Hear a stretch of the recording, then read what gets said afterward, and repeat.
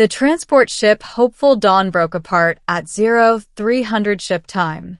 One moment we were drifting through normal space, running dark to avoid pirate attention. The next, something hit us. A debris field we hadn't detected, a floating graveyard of some ancient battle. The hull ruptured in 3 places. Atmosphere screamed into vacuum. Alarms blared and died as systems failed one by one. I was in my bunk when it happened. The emergency restraints kicked in, pressing me against the mattress as the ship tumbled. I heard screaming from the corridor, then silence. Then more alarms. Then nothing. When I woke, I was on a planet. The escape pod had done its job, barely. I crawled out through the cracked hatch and collapsed on soft, purple grass under a sky the color of bruised fruit. 2 suns hung on the horizon, one large and orange, one small and white. Twin suns. I wasn't on any world I knew. I checked my wrist computer. No signal. No navigation. No nothing. The pod systems were fried. I was alone. Or so I thought. The voice came from behind me, and I nearly jumped out of my skin. Stay very still. Do not turn around. Do not speak. Female. Human? No, not human. The voice had harmonics that no human voice could produce. But close. Very close. I stayed still. I didn't turn around. I didn't speak. Good, the voice said. You followed the first instruction. That's promising. Now listen carefully. I'm going to give you 3 rules. If you follow them exactly, you will survive on this world. If you break even one, you will die. Do you understand? I nodded. It seemed safer than speaking. Rule 1. Never enter the forest at night. The things that hunt after dark cannot be stopped, cannot be reasoned with, cannot be escaped. When the twin suns set, you find shelter and you stay there until both return to the sky. Understood. I nodded again. Rule 2. Never eat anything that glows. The bioluminescence here is beautiful, but it is poison. One bite and your nervous system will shut down within minutes. No antidote. No cure. Understood. Nod. Rule 3. Never trust a reflection. The waters here are old, and they remember. If you see yourself looking back, do not meet your own eyes. Look away immediately. Understood. A third nod. Good. Now you may turn around. I turned. She stood 10 feet away, and she was the most beautiful and terrifying thing I had ever seen. Tall, at least 7 feet. Humanoid, but wrong in ways I couldn't quite identify. Too graceful. Too still. Her skin was pale blue, her eyes large and dark, her hair a cascade of silver that moved even when there was no wind. She wore simple clothing, leather and cloth, handmade but practical. She was not human, but she was close enough to make my heart ache. You're an off-worlder, she said. It wasn't a question. Transport ship. Debris field. Escape pod. My voice was rough. I'm the only survivor, I think. You're the only one who landed in this valley. The others. She looked toward the sky. The others burned up on entry. I saw them fall. I felt something cold settle in my chest. I had known the crew, 23 people. We'd played cards in the mess. Shared stories. Complained about the food. Who are you? I asked. She hesitated. My name is Lyra. I am. I was like you, once. A long time ago. Was like me? What does that mean? But she only shook her head. Come. The suns are setting. We need shelter. I'll explain more when it's safe. Part 2. The rules. Her shelter was a cave hidden behind a waterfall of crystalline water that glowed faintly in the fading light. Inside, she had built a small home, bed, fire pit, storage containers made from local materials. It was simple, but comfortable. She fed me something that tasted like bread, but wasn't. She gave me water that tasted of minerals, and something else, something old. How long have you been here? I asked. She was silent for a long moment. I don't know exactly. Time moves differently here. But I came on a ship. Like you. It crashed. I was the only survivor. How long ago? I don't know. Decades. Maybe centuries. I stopped counting. I stared at her. Centuries? She looked younger than me, and I was 43. The rules, I said. You gave them to me, but you survived without them. How? Her dark eyes met mine. I didn't. I learned them the hard way. I lost people. People I cared about. People who didn't listen, who didn't believe, who thought they knew better. Her voice cracked, just slightly. I gave you the rules so you wouldn't make the same mistakes. What happened to them? One went into the forest at night. We found what was left in the morning. She looked away. One ate from a glowing bush. Died in my arms screaming. One looked into a pool and saw something looking back. She walked into the water and never came up. I felt cold again. I'm sorry. Follow the rules. That's all you need to do. Follow the rules and you'll survive. For 3 weeks, I followed the rules. We built a routine. During the day, we gathered food, maintained the shelter, explored the valley. Lyra taught me what was safe and what wasn't. She showed me which plants to eat, which streams to drink from, which paths to avoid. At night, we sat by the fire and talked. She told me about her home world, a place called Etheria, where the cities floated among clouds and the people lived for centuries. She told me about her family, her work as a cartographer, her dreams of exploring unknown worlds. She told me about the crash, the terror, the long years of solitude. I told her about Earth, about my ex-wife, my daughter, who is now grown and living on Mars, my job as a cargo inspector that had somehow led me here, about the small joys and ordinary sorrows of a completely unremarkable life. We became friends, then more than friends. One night, sitting by the fire, she looked at me with those dark, ancient eyes and said something that broke my heart.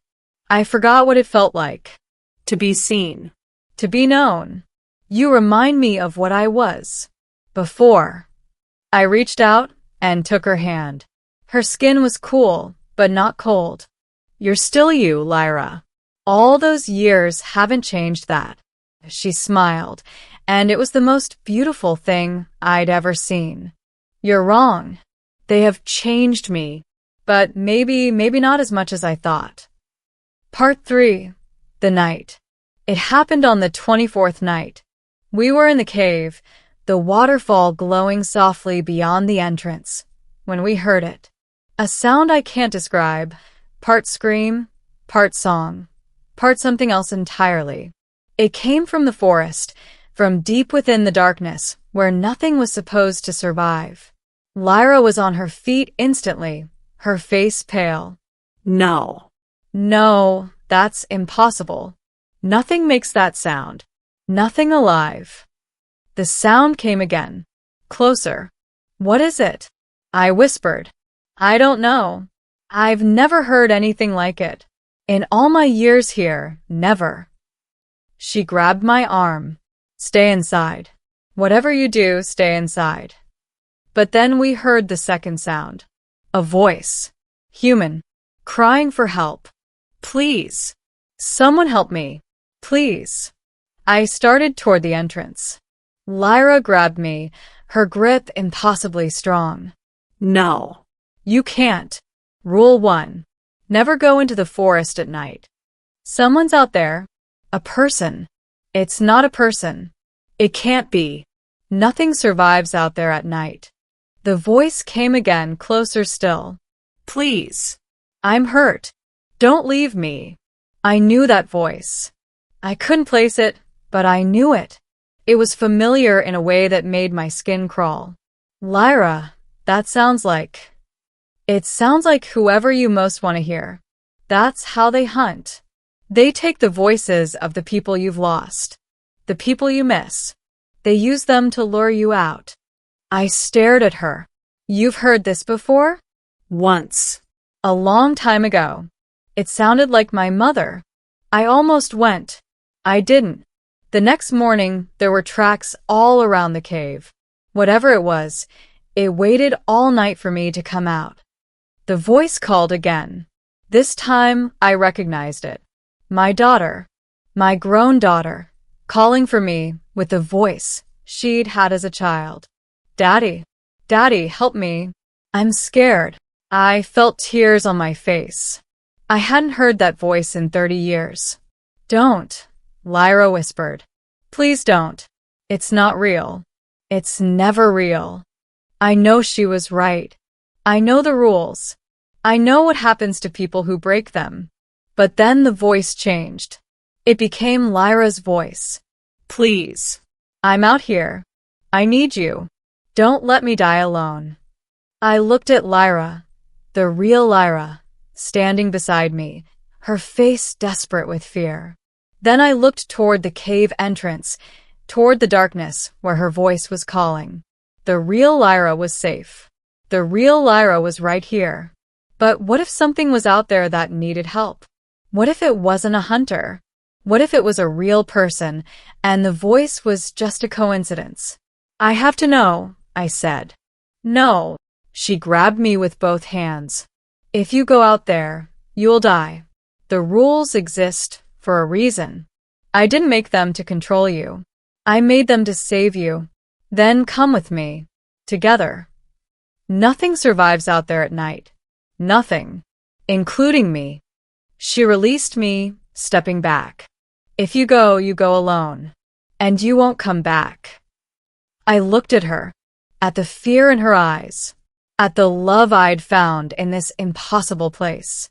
Then I looked toward the darkness, where a voice that sounded exactly like hers was still calling. I made my choice. Part 4. The breaking. I broke Rule 1. I walked out of the cave, past the glowing waterfall, into the forest at night. The darkness was absolute. The twin suns had set hours ago, and nothing, not the stars, not the moon, not any light, penetrated the canopy above. I stumbled forward with my hands out, feeling my way between trees, over roots, through undergrowth that grabbed at my legs. The voice led me on, always just ahead, always calling, closer. I'm right here, just a little further. I followed. After what felt like hours, I emerged into a clearing. And there, in the center, stood Lyra. Not the Lyra from the cave. A different Lyra. This one glowed faintly, her silver hair floating around her as if underwater. Her dark eyes fixed on me with an expression I couldn't read. You came, she said.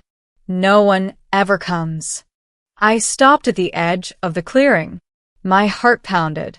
Every instinct screamed at me to run. You're not real, I said. Real is a complicated concept out here. She smiled, and it was Lyra's smile. Perfectly. Exactly. But I'm real enough. I've been here a long time. Waiting. Watching. Hoping someone would come. What are you? Does it matter? She moved closer, and I let her. I couldn't stop myself. I'm loneliness. I'm longing. I'm the part of every sentient being that can't stand to be alone. And I've been alone for so long. She reached out and touched my face. Her hand was cool, like Lyra's. But there was something beneath it, a hunger, a need, that Lyra never had. Stay with me, she whispered. Stay here, in the dark, with me. Don't go back to the cave. Don't go back to her. Why would I stay with you? Because I need you. And isn't that what everyone wants? To be needed? I looked into her eyes, Lyra's eyes, but wrong. Empty somehow. Hungry. And I thought about the real Lyra, waiting in the cave, alone again, terrified that she'd lost another person she loved. "No," I said. The creature's face flickered. "No. You're not her. You're not even close. She doesn't need me, she loves me. There's a difference." I stepped back, and I'm going back to her. The creature's form rippled, twisted, became something horrible, a shape that hurt to look at, a darkness that wanted to consume. It screamed, and the scream was every voice I'd ever loved, twisted into agony. "You can't leave." No one leaves. But I was already running. Part 5. The end of the story. I don't know how I found my way back. The forest tried to stop me. Branches reached for me. Roots rose to trip me. The darkness itself seemed to push against me. But I ran. I ran until my legs gave out, and then I crawled. I crawled until my hands bled, and then I kept crawling. When I reached the waterfall, the twin suns were just beginning to rise. The first light touched the cave entrance, and I collapsed at the edge of the water. Lyra found me there. She carried me inside, cleaned my wounds, held me while I shook. She didn't ask what happened. She didn't say, "I told you so." She just held me. "You came back," she whispered. "No one ever comes back." "Had to," I mumbled. "Had to tell you something?" "What?" I looked up at her. The real her, with her pale blue skin and dark eyes and silver hair. "The rules kept me alive. But you kept me human." She cried then. For the first time in centuries, she cried. We stayed on that world for 5 more years. Together. We found other survivors, other crash victims, and we brought them to the cave. We taught them the rules. We built a community. We learned which parts of the forest were safe, which waters could be trusted, which glowing things were poison, and which were just beautiful. And when a rescue ship finally came, sent by my daughter, who had never stopped looking for me, Lyra made a choice. She came with me.